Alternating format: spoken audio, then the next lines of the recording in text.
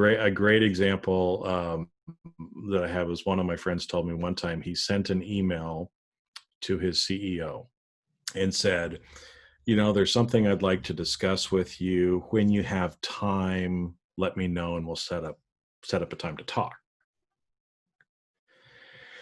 He sent off the email. About 15 minutes later, he gets a knock on his door, and it's the CEO that says, you sent me an email. What do you need to talk about?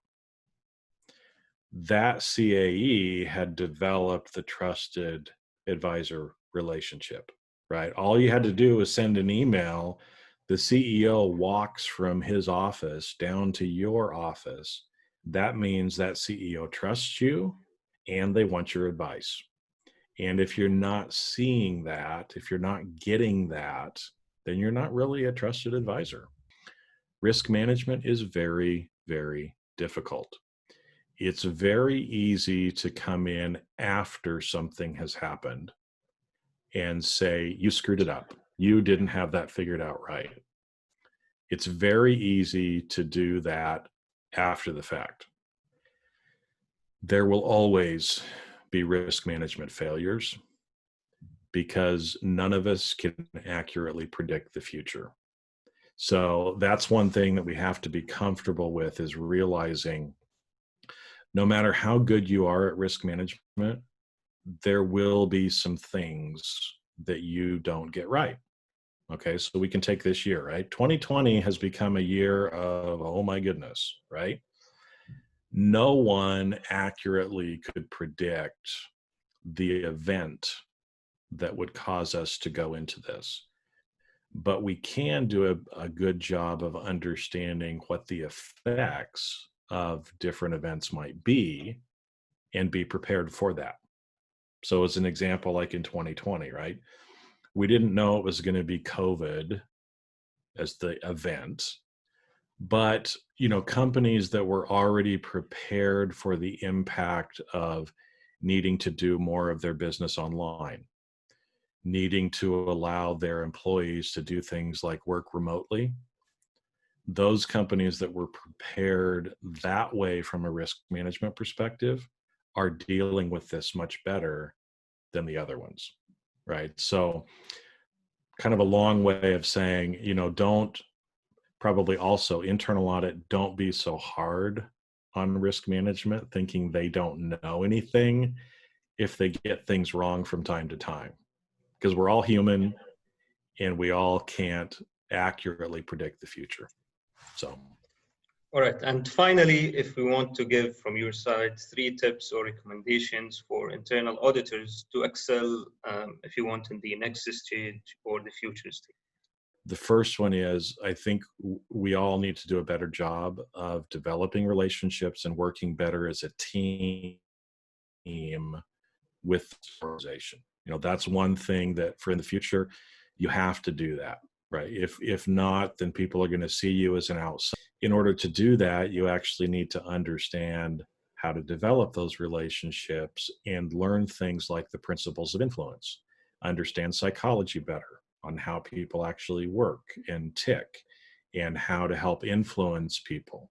That's one of the key skill sets that I think, that's why I talk a lot about those things, especially at the executive level. If you don't know how to do those things at the executive level, you're going to have a hard time, right? So that's kind of one thing.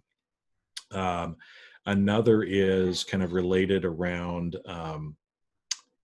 risk-based internal auditing and risk management in general. And like I said, I've served in both roles. So I've kind of seen it from the inside of internal audit, but also as a head of risk management. And I think I know most internal auditors believe they understand risk better than they do. And I know for a lot of people, that's going to be like, are you kidding? We're the risk and control experts. Well, we can't do it on this one, but usually when I'm talking to people, as an example, I'll put up a slide and it'll say the definition of risk is A, B, C, D, right? And I'll put it up there and I'll say, okay, what's the definition of risk? And they all look at it for a little while and then they come up with an answer, right? And they all get the wrong answer. Why? Because all 4 of those are definitions of risk, just done by different groups. So the first thing is, if you don't understand that risk is actually defined differently by different groups and by different, standard bodies, COSO does not talk about risk the same way ISO does, right? As an example, if you don't understand some of those basic things around that, basic things around levels of risk, right? From a transaction level up to the strategic, you need to learn more about that. Because again, since the early 2000s, but especially after 2008, more people are talking about risk. But as a profession, I still hear a lot of auditors using terms wrong or not really understanding it. The problem is, if you think you understand something, but you don't fully understand it, you sound like an idiot to other people. And so I don't want that to happen, right? Again, that's why I talk so much about risk management and risk-based internal auditing. Is if you don't understand some of those things, and if you can't maybe translate between the different groups, because somebody in project management is going to talk about risk completely different than someone who is in insurable risk will talk about risk, which again is completely different than somebody who may be at an ERM level. And even within the risk community, they're talking past each other all the time. Right? I'll get people on on social media, as an example, that'll kind of tell me, I don't know what I'm talking about.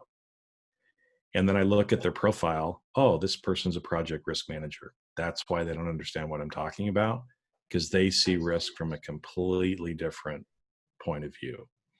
So, understand that, learn that more. There's stuff out there. That's why, like I said, I talk about this a lot on my podcast. I've got courses on it because I want people to actually learn how to do this. So that's maybe kind of a second thing. And the third thing, and this is not maybe is audit related, but is for our own personal good as auditors. We get taught to look for danger everywhere we look.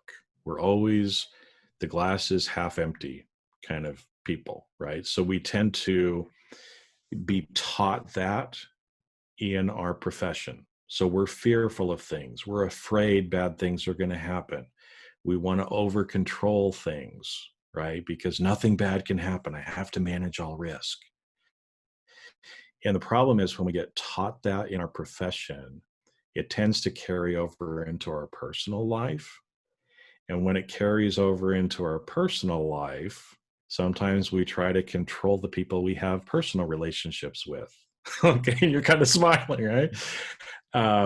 Or we live in fear a lot more. We're scared. We're anxious all the time. And that's why, again, kind of from a psychology or mindfulness standpoint, I'm trying to help people learn how to regulate their emotions and be more emotionally intelligent too. Because if we let this neuroses from our work carry over into our personal life, then we're always feeling depressed or worried or fearful or anxious. And so, that's another thing that I want people to realize and learn how to control their emotions and live a fuller, happier life as well. Because, we go to work, I don't know, 40, 50, 60, 70 hours a week, depending on who you are, right? But we're still human beings too. And to remember that as well. So anyway. And I think all three of those things are going to help you regardless of what the business environment is, right? Because you'll be able to respond better when risks come up. You'll be able to control your emotions better.